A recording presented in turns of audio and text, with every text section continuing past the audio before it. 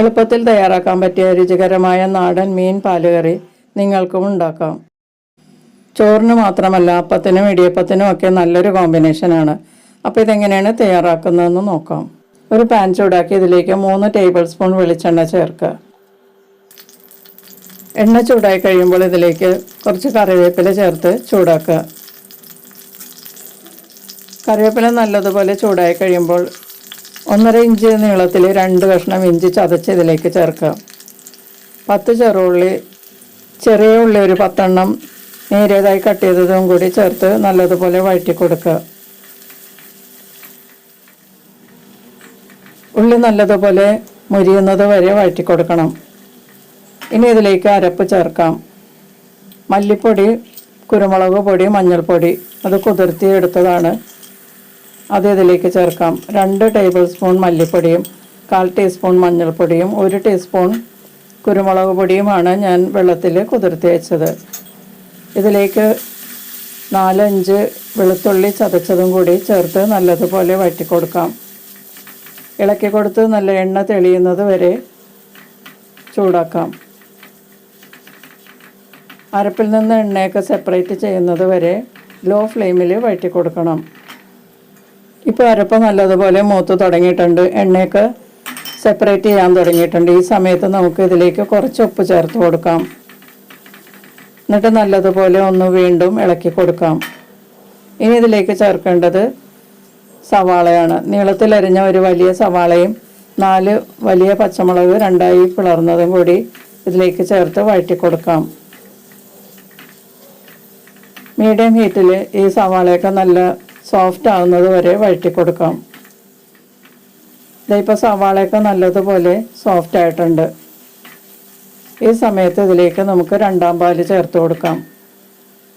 തേങ്ങാപ്പാലിൻ്റെ 2ആം പാലാണ്. അത് കുറച്ച് ചേർത്തതിന് ശേഷം ഈ അരപ്പുമായി നല്ലതുപോലെ മിക്സ് ചെയ്യാം. അരപ്പെല്ലാം നല്ലതുപോലെ അഴിപ്പിച്ചതിന് ശേഷം ബാക്കി 2ആം പാലും കൂടി ചേർത്ത് കൊടുക്കാം.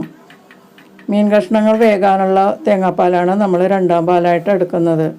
ഞാനിപ്പോൾ 2.5 കപ്പ് 2ആം പാൽ ഇതിലേക്ക് ചേർത്തിട്ടുണ്ട്. നല്ലതുപോലെ ഒന്ന് മിക്സ് ചെയ്ത് കൊടുക്കാം. ഇത് നല്ലതുപോലെ തിളച്ച് തുടങ്ങുമ്പോൾ ഇതിലേക്ക് പുളിക്ക് ആവശ്യമുള്ള വിനാഗിരി ചേർത്ത് കൊടുക്കാം.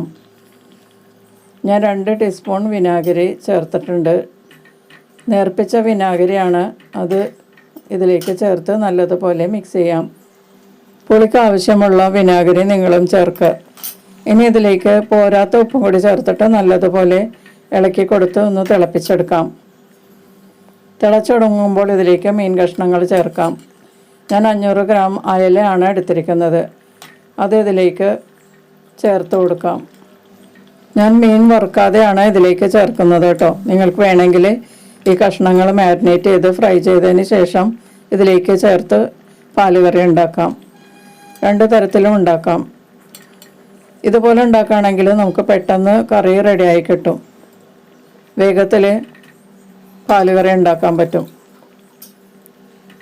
കഷ്ണങ്ങളെല്ലാം ഇട്ടതിന് ശേഷം ഗ്രേവിയുമായി നല്ലതുപോലെ ഒന്ന് മിക്സ് ചെയ്യുക.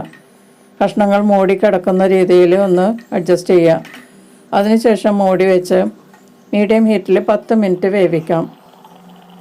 10 മിനിറ്റിന് ശേഷം തുറന്ന് നോക്കാം. ഇപ്പം നല്ലതുപോലെ മീൻ കഷ്ണങ്ങളൊക്കെ വെന്തിട്ടുണ്ട്, ചാറൊക്കെ നല്ലതുപോലെ കുറുകിയിട്ടുണ്ട്. ഇനി ഇതിലേക്ക് 1ആം പാല് ചേർത്ത് കൊടുക്കാം. ഞാൻ 1/2 കപ്പ് 1ആം പാല് ചേർത്തിട്ടുണ്ട്. ഇനി ചട്ടി പതിയെ അനക്കി കൊടുത്ത് ഇതൊന്ന് തിളപ്പിക്കാം. ഒരു 2-3 മിനിറ്റ് തുറന്ന് വെച്ച് ഇതുപോലെ അനക്കി കൊടുത്ത് തിളപ്പിച്ചെടുക്കണം. അപ്പോൾ ഇതിലെ എണ്ണയൊക്കെ നല്ലതുപോലെ തെളിഞ്ഞു വരും. നല്ല മഞ്ഞ നിറത്തിൽ എണ്ണ മീതെ തെളിയുന്നത് വരെ അനക്കി കൊടുത്ത് തിളപ്പിക്കുക. എണ്ണയൊക്കെ തെളിഞ്ഞു കഴിയുമ്പോൾ സ്റ്റവ് ഓഫ് ചെയ്ത് തണുക്കാൻ വെക്കണം. ഇപ്പോൾ വളരെ സ്വാദിഷ്ടമായിട്ടുള്ള നാടൻ മീൻ പാലുകറി റെഡി ആയിട്ടുണ്ട്. അധികം മുള്ളില്ലാത്ത ദശക്കട്ടിയുള്ള ഏത് മീൻ കൊണ്ടും നമുക്കിതുപോലെ പാലുകറി ഉണ്ടാക്കാം. ചോറിൻ്റെ കൂടെ കഴിക്കാൻ വളരെ നല്ലതാണ്.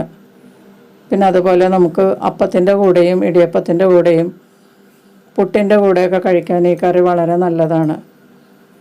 കുറച്ച് നേരം ഇരുന്ന് കഴിഞ്ഞാൽ ഇതിൻ്റെ ഗ്രേവിയൊക്കെ നല്ലതുപോലെ തിക്കാകും. അപ്പോൾ വളരെ സ്വാദിഷ്ടമായിട്ടുള്ള നാടൻ മീൻ പാലുകറി നിങ്ങളും ട്രൈ ചെയ്ത് നോക്കുക. അഭിപ്രായങ്ങൾ അറിയിക്കുക. നമുക്ക് മറ്റൊരു റെസിപ്പിയുമായി വീണ്ടും കാണാം. Thank you.